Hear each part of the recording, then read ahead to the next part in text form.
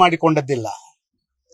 ಅಧಿಕಾರ ಇಲ್ಲದಾಗ ಕೂಡ ಫೀನಿಕ್ಸ್ ಹಕ್ಕಿಯಾಗಿ ಮತ್ತೆ ರಾಜಕಾರಣದಲ್ಲಿ ಎಲ್ಲವನ್ನು ಕೂಡ ಸಟದೆ ನಿಂತು ಮಾಡಿದವರು ನಮ್ಮ ಮಾಜಿ ಪ್ರಧಾನಮಂತ್ರಿಗಳಾದಂಥ ದೇವೇಗೌಡರು. ಅವರಿಗೆ ಪೂರ್ತಿ ಸಹಕಾರಗಳನ್ನು ಕೊಟ್ಟವರು ತಾಯಿ ಚೆನ್ನಮ್ಮನವರು.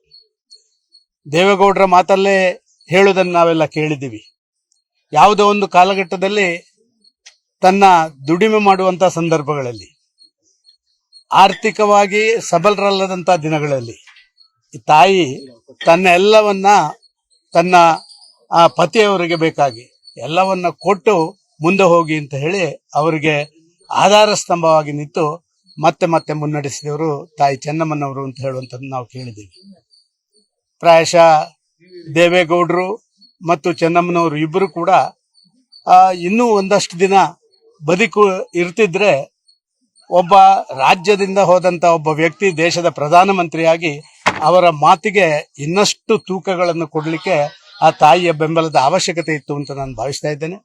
ಇವತ್ತು ಇಲ್ಲಿ ಬರ್ತಾ ಇರುವಂತ ಲಕ್ಷಾಂತರ ಮಂದಿಯನ್ನು ನೋಡಿದ್ರೆ ಗೊತ್ತಾಗುತ್ತೆ ಅವರನ್ನ ತಾಯಿ ಅಂತ ಎಲ್ಲರೂ ಒಪ್ಪಿಕೊಂಡಿದ್ದಾರೆ ಅಂತ ಹೇಳುವಂಥದ್ದು ನಾವು ಕಂಡಿದ್ದೇವೆ.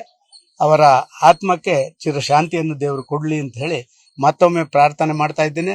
ದೇವೇಗೌಡರು ಈ ಇಳಿ ವಯಸ್ಸಿನಲ್ಲಿ ಕೂಡ ತನ್ನ ಎಲ್ಲಾ ಚಟುವಟಿಕೆಗಳನ್ನ ಹೇಗೆ ಕೇಂದ್ರೀಕೃತ ಮಾಡಿ ಅವರು ಇವತ್ತು ಕೂಡ ತನ್ನ ಸರ್ವಸ್ವವನ್ನು ರಾಜ್ಯದ ಹಿತಾಸಕ್ತಿ ಕೊಟ್ಟಿದ್ದಾರೆ.